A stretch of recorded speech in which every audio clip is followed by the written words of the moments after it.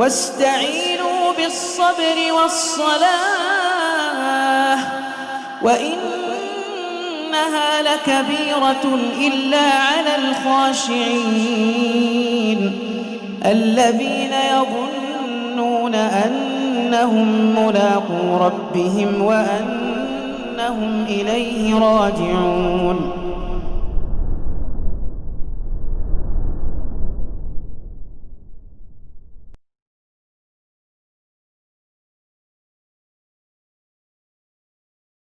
Bismillahirrahmanirrahim. Assalamualaikum warahmatullahi wabarakatuh. Waalaikumsalam warahmatullahi wabarakatuh. Alhamdulillahilladzi arsala rasulahu bil huda wa dinil haqq liyudhhirahu 'ala ad-dini kullih wa kafa billahi shahida. Ashhadu an la ilaha illallah wahdahu la syarika lah wa ashhadu anna Muhammadan 'abduhu wa rasuluh la nabiyya wa la rasula ba'dah. Allahumma salli wa sallim wa barik ala Muhammadin wa ala alihi wa sahbihi wa man tabi'ahum bi ihsanin ila yaumiddin, amma ba'd. Qala al-muallif rahimahullah ta'ala. Pertanyaan ke-10, di mana Allah? Jawaban, Allah Ta'ala bersemayam di atas arsy, di atas langit. Dia subhanahu wa ta'ala berfirman, Ar-Rahmanu 'alal 'arsy istawa, yang artinya Ar-Rahman yang maha pemurah yang bersemayam di atas arsy. Surah Taha ayat 5. Dan Nabi SAW bersabda, Innallaha kataba kitaban fahuwa maktubun indahu fawqal arsy, yang artinya sesungguhnya Allah menulis segala sesuatu dalam kitab, catatan takdir, dan ia tertulis ada di sisinya di atas arsy. Bismillahirrahmanirrahim. Alhamdulillah. Wassalatu wassalamu ala Rasulillah wa ala alihi wa sahbihi wa nawalah, amma ba'd. Pertanyaan ke-10, di mana Allah? Apakah salah seseorang ketika bertanya di manakah Allah? Kalau bagi sebagian kalangan Asy'ariyah, hal itu tidak layak ditanyakan. Bahkan sebagian berkata bahwa pertanyaan tersebut bid'ah. Lalu bagaimana ketika kita tahu memang Rasulullah SAW menanyakan hal tersebut kepada budak yang mau dimerdekakan? Di manakah Allah Ta'ala? Aina Allah? Ya. Kenapa sebagian ahlul bid'ah mereka menghindari pertanyaan di manakah Allah? Karena pertanyaan di manakah Allah itu kan jawabannya melazimkan tempat. Jadi karena mereka berusaha menutup itu, akhirnya ditutuplah pertanyaan ini. Padahal pertanyaan ini juga dituturkan oleh Nabi SAW. Dan mereka mengatakan bahwasanya itu khusus untuk Nabi SAW. Sesuatu dalam riwayat atau dalam hadis Nabi SAW ketika dikatakan hal tersebut kejadian khusus atau khusus untuk Nabi SAW, peristiwa khusus, dan karena kekhususan tersebut tidak bisa diamalkan di masa kini, maka itu disebut apa? Qadiyatu ain, atau disebut dengan waqi'atu ain.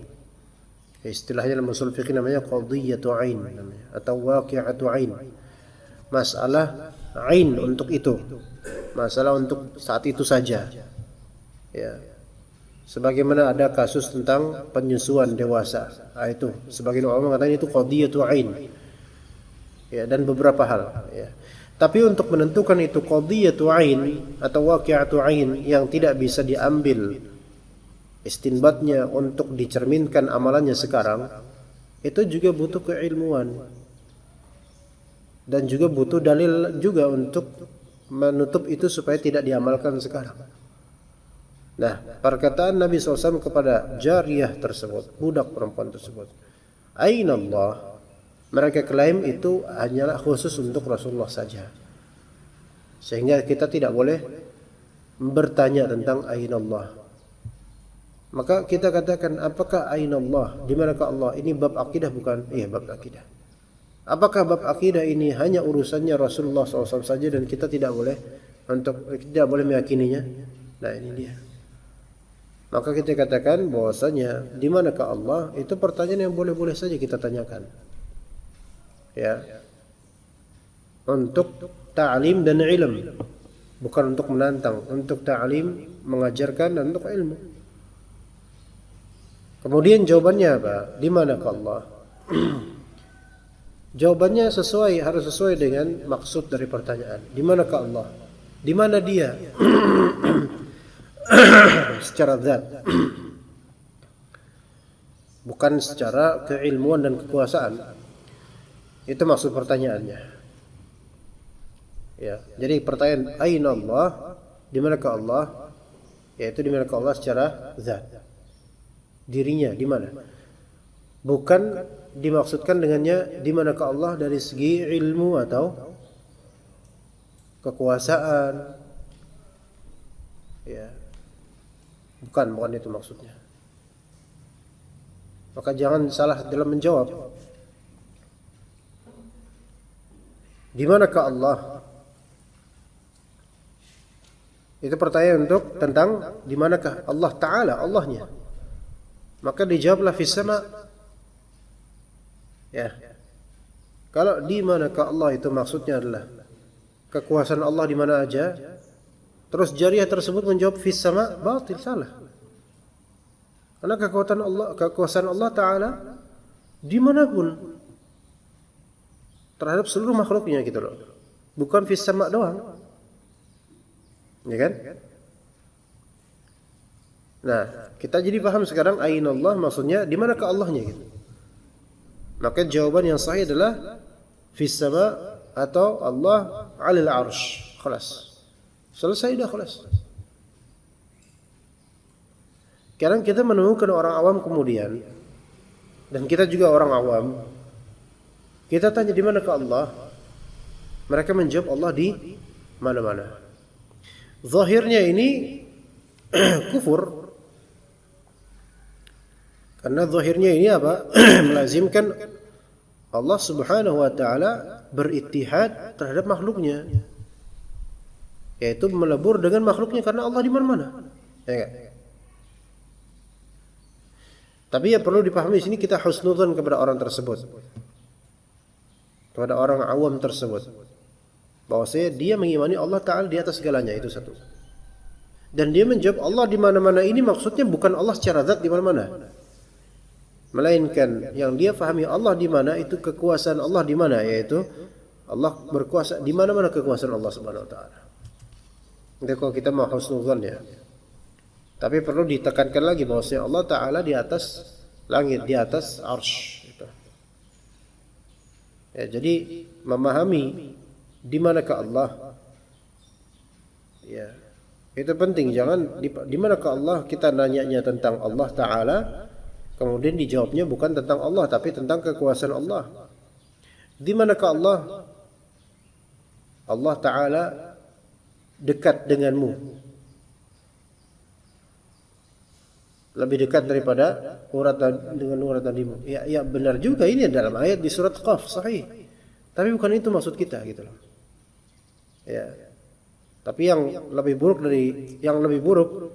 adalah di manakah Allah? Dijawab Allah di hatimu. Nah, ini yang bingung nih, mau apa nih takwil ini? Allah di hatimu, ya. Nah, gitu ya. Jadi daripada bingung ke sana, mendingan sesuai dengan Al-Qur'an dan hadis. Di manakah Allah? Allah fis sama. Ar-Rahmanu 'alal 'arsy istawa. Ar-Rahmanu 'alal 'arsy istawa. Ar-Rahman yang Maha Pemurah, yang bersemayam di atas arsy, yang meninggi di atas arsy. Dan Nabi sallallahu alaihi wasallam bersabda, "Innallaha kataba kitaba, fa huwa maktubun 'indahu fawqal 'arsy." Sesungguhnya Allah Ta'ala menulis segala sesuatu dalam kitab catatan takdir. Kataba kitaban, menulis suatu kitab. Fahuwa maktubun indahu fawqal arsy. Kitab tersebut, catatan tersebut tertulis di sisinya, di atas arsy. Di atas arsy. Berarti Allah Ta'ala di atas arsy. Dan juga catatan tersebut, lauh mahfuz tersebut juga di atas arsy. Baik. Fadhal, pertanyaan berikutnya, fadhal. Pertanyaan ke-11. Apakah Allah bersama kita? Jawaban, Allah bersama kita dengan pendengarannya, penglihatannya, dan ilmunya. Baik, ahsan. Allah Ta'ala berfirman, Masih dulu. Ahsan. Pertanyaan ke-11. Apakah Allah bersama kita? Nah, di sini. Ini kita sudah pernah belajar di Talkhis Al-Hamawiyah tentang ma'iyah. Yang mana ma'iyah itu maknanya wahid, maksudnya musahabah. Taib, musahabah yaitu kebersamaan. Apakah musahabah itu melazimkan mulasaqah itu nempel, paham? Melazimkan mulasaqah itu nempel. Apakah begitu? Enggak melazimkan, enggak mesti. Ya. Tapi tetap maknanya bersama. Kalau misalnya kita ditanya, apakah Allah bersama kita? Naam. Allah bersama kita. Allah bersama seluruh makhluknya. Tapi kebersamaan tersebut, konteks yang kita gunakan adalah konteks rububiyah. Maka tidak boleh dibawa ke konteks kemakhlukan. Artinya apa? Artinya pasti beda kebersamaan Allah dengan makhluknya. Maka kita katakan Allah bersama kita. Namun apakah bersama secara zat? Nah ini ya. Kalau tadi kita bertanya, di manakah Allah? Di manakah Allah secara zat? Alal arsy istawa. Apakah Allah bersama kita? Ini tidak bermaksudkan apakah Allah bersama kita, yaitu bersama kita secara zat, yaitu Allah ada di samping kita secara zat. Enggak begitu. Karena dengan jawaban Allah bersama kita secara zat, itu melazimkan Allah Ta'ala bertempat di dalam makhluknya, yaitu di dalam kekuasaan langit dan bumi ini. Enggak seperti itu. Dan tidak diriwayatkan seperti itu. Tidak dimaksudkan dari ayat-ayat seperti itu, enggak. Melainkan Allah Ta'ala bersama kita dengan apa? Beberapa sifatnya.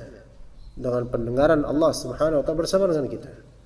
Penglihatan Allah Ta'ala, artinya apa? Allah mendengar kita, Allah melihat kita, dan ilmunya Allah mengetahui tentang kita. Ini menunjukkan kebersamaan ammah mutlaqah, kebersamaan Allah Ta'ala secara umum. Maka jangankan manusia sampai binatang pun, Allah bersama para binatang dalam artian bersama dengannya, yaitu mendengar binatang, melihat binatang, dan mengetahui awal dan akhirnya binatang. Itu maksud dari kebersamaan ammah, al-ma'iyah al-'amah. Insyaallah hari Kamis kita akan mempelajari itu insyaallah. Al-ma'iyah al-'amah. Adapun al-ma'iyah al-khassah, yaitu kebersamaan yang melazimkan adalah at-ta'yid wan nasr wal i'anah, yaitu kebersamaan khusus, kebersamaan yang melazimkan adanya bantuan pertolongan dari Allah Subhanahu wa taala. Istamir, fadhal. Wa bihi qala, Allah Ta'ala berfirman, qala la takhafa innani ma'akuma asma'u wa ara. Yang artinya dia, Allah berfirman, janganlah kamu berdua khawatir, karena sesungguhnya aku bersama kamu berdua, Musa dan Harun. Aku maha mendengar dan aku maha melihat. Surat Taha ayat 46. Allah Ta'ala berfirman, qal la takhafa. Berkatalah Allah Subhanahu wa taala, la takhafa, janganlah kalian berdua ketakutan. Baik, di sini ikhwan. Kapan Nabi Musa dan Harun ini diserukan seperti ini? Pas lagi ngapain? Mau ke siapa? Firaun. Baik. Itu raja yang zalim. Azlamul muluk ya, azamul malik ya. Zalim raja ya, di antara Firaun. Mengaku sebagai Tuhan bahkan. Mana yang lebih buruk, mengaku sebagai Rabbukumul A'la atau sebagai ilahukum? Mana yang lebih buruk bagi makhluk? Mengaku dirinya sebagai Rabb atau mengaku dirinya sebagai ilah? Mana yang lebih buruk, ikhwan? Mengaku sebagai ilah. Ada yang bilang mengaku sebagai Rabb. Yang lebih buruk adalah mengaku sebagai Rabb. Dan dua-duanya diborong Firaun. Pertama mengaku sebagai ilah. saya sesembahan kalian, saya patut disembah. Berikutnya makin tauhid dia, mengaku sebagai Rabb. Ini lebih buruk. Kenapa lebih buruk? Karena rata-rata orang yang disembah itu nggak ngaku kalau dia itu menciptakan, ya gak? Tapi kalau udah sampai pengakuannya saya menciptakan ini, wah ini keterlaluan kalau ini. Ya mengaku sebagai Tuhan ini udah keterlaluan, apalagi yang mengaku sebagai Rabb, mengaku sebagai yang disembah, sesembahan aja itu sudah buruk. Apalagi mengaku sebagai yang menciptakan. Ini kedustaan yang terlaluan. Ana rabbukumul a'la, kata Fir'aun. Nah, zalim dan juga bisa menumpahkan darah. Tapi Allah Ta'ala memerintahkan untuk menegakkan hujah padanya, untuk memberikan penjelasan. Kemudian akhirnya Nabi Musa alaihissalam dan Nabi Harun alaihissalam datang. Sewajarnya manusia gentar nggak? Ada nggak rasa takut? Ada, wajar. Sampai seorang nabi gitu loh. Ya. Maka Allah Ta'ala bilang, la takhafa. Janganlah kalian berdua takut. Apakah maksud Allah di sini adalah hilangkan khauf tabi'i kalian? Nggak bisa, ikhwan. Khauf tabi'i itu nggak bisa dihilangkan. Dan juga antum memaksakan diri menghilangkan khauf tabi'i pun belum tentu berpahala. Ya. Misalnya ada seseorang takut sama singa. Itu kira-kira khauf tabi'i atau khauf ubudiyah? Khauf tabi'i, dia takut karena takut mati gitu loh. Ya wajar lah. Ya. Kemudian antum bebankan, antum nggak boleh takut sama singa. Nah, jangan takut sama singa. Kalau ada singa ya udah biarin aja. Ya biarin aja mati loh, ya kan? Dimakan singa. Ya, wajar, ini khauf tabi'i, ya. Tapi Allah Ta'ala la takhafa di sini. Jangan kalian takut, dalam artian jangan sampai khauf tabi'i tersebut membuat kalian itu lemah dan tidak mau dakwah, tidak mau itu maksudnya. Jadi jangan sampai keluar dari khauf tabi'i rasa takut kalian. Ya. Jadi wajar, khauf tabi'i itu wajar. Ya. Termasuk khauf tabi'i di kegelapan malam. Nanti khawatir ada yang memberi madarat dan seterusnya. Ini khauf tabi'i. Tiba-tiba kaget ketika ada daun bergerak gitu. Itu khauf tabi'i. Antum mau ngilangin pun nggak bisa. Bismillah, saya meniatkan untuk menghilangkan khauf tabi'i. Nggak bisa. Tetap aja dikagetin, kaget. Nggak ada orang dur. Diam aja dia. Iya. Ada nangka jatuh, blok.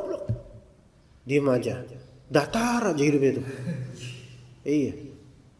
Nah ini tabi'i. Ini tidak berpahala, tidak berdosa. Tapi di luar koridor khauf tabi'i yaitu ada sisi takut dari segi ketundukan, pengagungan. Nah ini udah masuk ke dalam ubudiyah.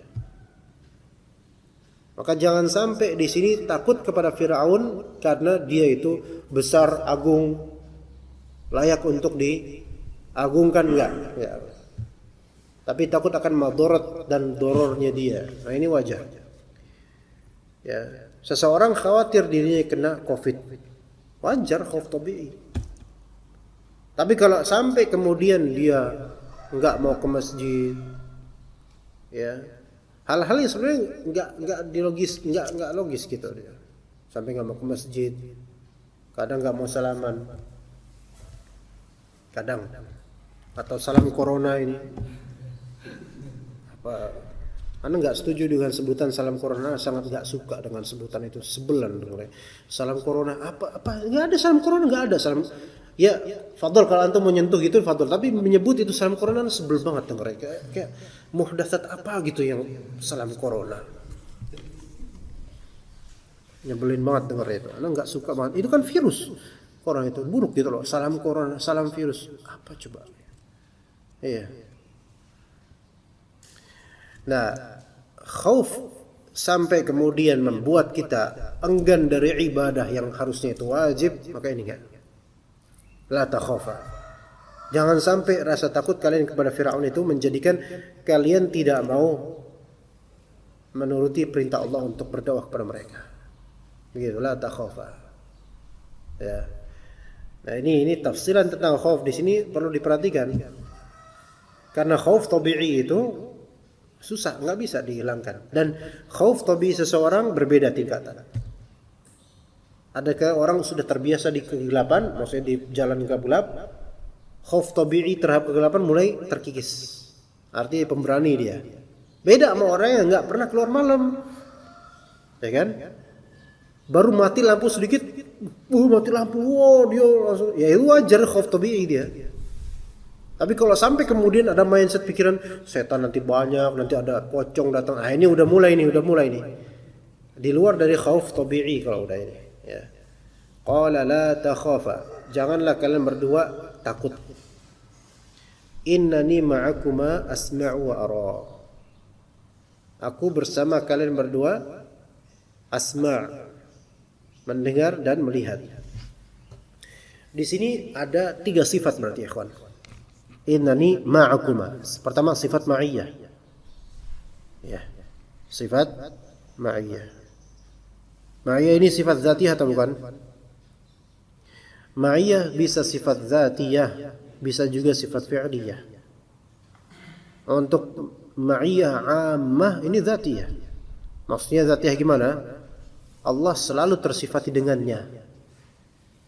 Tapi kalau misalnya dia ma'iyah khasah maka itu fi'liyah. Karena Allah Ta'ala, karena ma'iyah khasah itu melazimkan apa? Melazimkan pertolongan. Berarti kebersamaan Allah bersifat khusus ini berkaitan dengan kehendak Allah Ta'ala. Gitu loh. Innani ma'akuma asma'u wa ara. Nah, di sini sifat ma'iyah yang ada di ayat ini. Maksud lebihnya ke ma'iyah amma atau khassah, ya kan? Ma'iyah amma atau khassah? Khassah. Karena dalam rangka menjalankan perintah Allah Ta'ala. Maka maksud dari Allah Ta'ala mentakbirkan aku bersama kalian berdua itu untuk mentakkid bahwasanya Allah Ta'ala menolong kalian. Dan kemudian asma'u wa ara. Aku maha mendengar, aku maha melihat. Ini diantara yang membuat Ahlus Sunnah wal Jamaah mengatakan bahwasanya Allah Ta'ala bersama dengan makhluknya, yaitu kebersamaan dengan adanya pendengaran dan penglihatan Allah Ta'ala bersamanya. Bukan bersama dari segi zat. Adapun sifat Allah Ta'ala ma'iyah, maka itu bisa ma'iyah sifat zatiyah ataupun sifat ataupun sifat apa? Fi'liyah. Baik, berikutnya dan Nabi sallallahu alaihi wasallam, fadhal. Dan Nabi sallallahu alaihi wasallam bersabda, "Innakum tad'una sami'an qariban wa huwa ma'akum." Yang artinya sesungguhnya kalian menyuruh kepada zat yang maha mendengar lagi maha dekat, dan dia bersama kalian, yaitu dengan ilmunya. Antum tadi baca mahanya fasih banget. Maha mendengar, maha mendekat. Masya Allah. Nabi SAW bersabda, "Innakum tad'una sami'an qariba wa huwa ma'akum." Sesungguhnya kalian menyeru kepada zat yang sami' qarib. Maha mendengar lagi maha dekat. Wa huwa ma'akum, dan dia bersama kalian, yaitu dengan ilmunya. Di sini juga ada apa? Ada korelasi ma'akum dengan sami' qarib. Maka menunjukkan kebersamaan Allah terhadap kalian dari segi pendengaran. Ini hadis ketika ditemukan beberapa orang zikir secara keras. Maka kata Nabi SAW, "Ayuhan nas, arbi'u ala anfusikum fa innakum la tad'una asamma wa la ghaiba." Wahai manusia sekalian, orang-orang, para sahabatku, tenangkanlah diri kalian, ya. Innakum la tad'una asamma wa la ghaiba. Kalian itu tidak sedang memohon atau berdoa kepada yang maha tuli ataupun yang gaib. Tapi Allah gaib enggak? Allah gaib. Maksudnya gaib sini tiada. Dia ada. Allah itu ada dan Allah tidak tuli. Innakum tad'una sami'an qariba wa huwa ma'akum. Kalian meminta atau menyeru kepada yang maha mendengar, yang maha dekat, dan dia bersama kalian. Begitu. Jadi Allah Subhanahu wa taala bersama kita dari segi ma'iyah dan semoga dari segi khassah juga. Lebih-lebih dalam konteks ibadah. Maka ma'iyah Allah lebih khusus dan kita wajib untuk lebih hormat lagi, lebih mengagungkan lagi di konteks ibadah. Sebagaimana dalam hadis Nabi SAW, "Idza qama ahadukum ila shalah, fala yabsuqa qibala wajhihi." Kalau misalnya kalian sedang sholat, maksudnya lagi sholat, berdiri untuk sholat, maka jangan seorang dari kalian yabsuq, apa namanya, meludah ala wajhi, yaitu di hadapannya gini, ya, meludah di hadapannya. Apa kata Nabi SAW? Fa inna Allaha qibala wajhi. Sesungguhnya Allah Subhanahu wa taala berada di hadapannya. Nah, taib. Apakah di sini berada di hadapannya yaitu zat Allah taala di hadapan dia gitu? Di depan dia pas gitu? Enggak seperti itu gambarannya, enggak digambar kayak gitu. Iya, kita maknai Allah di hadapan dia. Tapi di manakah Allah ketika itu? Allah di atas arsy. Ini menunjukkan kedekatan Allah taala terhadapnya. Ya. Dan juga jangan dia meludah ke sebelah kanannya, wala an yaminih. Tapi hendaklah dia meludah an yasari au tahta qadamai. Atau hendaklah dia meludah ke sebelah kirinya atau bawah kakinya. Tapi yang bawah kaki ini ketika masjid tersebut bukan seperti ini, ya, tanah. Maka ada hukum juga. Bolehkah kita meludah di masjid? Itu hukum berlaku ketika masjid masih berupa tanah. Kalau sekarang bolehkah meludah di masjid? Jangankan mudah, pakai masker aja harus. Ya, iya, harus pakai masker. Mau ludah di masker antum aja. Iya. Nah, ala kulli hal maksudnya di sini adalah kedekatan Allah Taala ketika kita sedang beribadah. Allah Taala makin dekat sebagaimana kita mendekatkan diri kepada Allah Taala.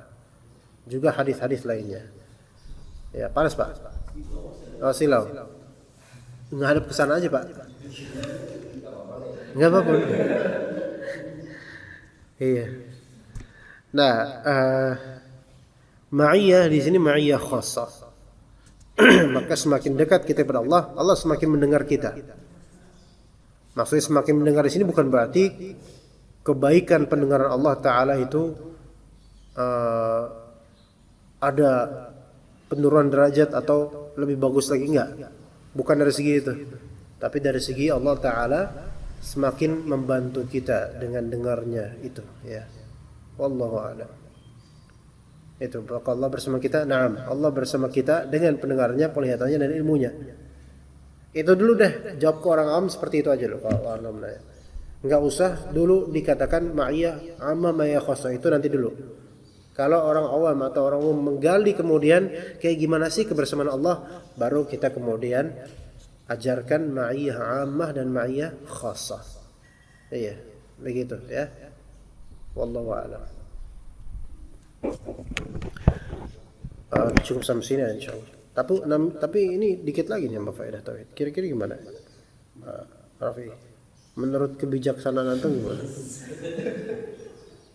Fadhal baca aja loh, ini gampang kok insyaallah. Pertanyaan ke-12. Apa faedah tauhid? Jawaban. Faedahnya adalah untuk mendapatkan keselamatan dari siksaan atau hukuman di akhirat, hidayah di dunia dan pengampunan dari dosa-dosa.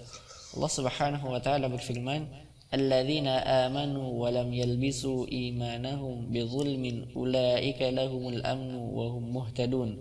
Yang artinya orang-orang yang beriman dan tidak mencampur adukan iman mereka dengan kezaliman atau syirik, mereka itulah orang-orang yang dapat keamanan dari hukuman dan mereka itulah adalah orang-orang yang dapat petunjuk. Surah Al-An'am ayat 82. Dan Nabi sallallahu alaihi wasallam bersabda, "Haqqul ibadi 'ala Allahi an la yu'adziba man la yusyriku bihi syai'a." Yang artinya hak para hamba atas Allah adalah bahwa Dia tidak akan mengazab mereka yang tidak berbuat syirik sedikit pun kepadanya. Baik. Apa faedah tauhid? Nah, ini akan ditanya ya. Insya Allah pada waktunya, pada pekan depan kita mulai dari faedah tauhid juga ya, karena ini penting banget. Kita akan ditanya ya ikhwan, karena ilmu tauhid itu, sebutan ilmu tauhid itu ahlu sunnah yang mempopulerkannya ya, dan ahlu sunnah yang lebih berkonsentrasi padanya. Maka ketika ditanya, ahlu sunnah harus tahu untuk apa sih kita belajar ilmu tauhid. Nah itu kunci jawabannya adalah untuk apa? Untuk selamat di akhirat, dapat petunjuk di dunia, dan diampuni dari dosa-dosa. Itu keuntungannya, faedahnya. Cukup itu aja sebenarnya. Ya, ngapain sih kita belajar tauhid? Nah, selamat di akhirat, selamat dari siksaan hukuman di akhirat. Itu karena tidak akan Allah selamatkan akhirat seseorang kecuali modal tauhid dulu. Jadi tauhid itu kuncinya. Kemudian di dunia pun ya bermanfaat, dapat hidayah. Ya. Betapa banyaknya orang yang mendapatkan petunjuk dan kebaikan karena tauhidnya dia. Nanti insya Allah pada waktunya anak akan bahas ini. Dan juga pengampunan dari dosa-dosa. Jadi tauhid itu bisa meleburkan dosa-dosa. Allah Ta'ala berfirman, alladzina amanu wa lam yalbisu imanahum bidzulmin ulaika lahumul amnu wa hum muhtadun. Orang-orang beriman dan tidak mencampur adukan iman mereka dengan syirik. Mereka itu aman, mendapatkan keamanan. Maka antum melihat orang-orang di dunia ini yang mereka tidak merasa aman terhadap rezeki dan seterusnya, itu karena mereka banyak menggantungkan kalbu mereka kepada selain Allah, syirik.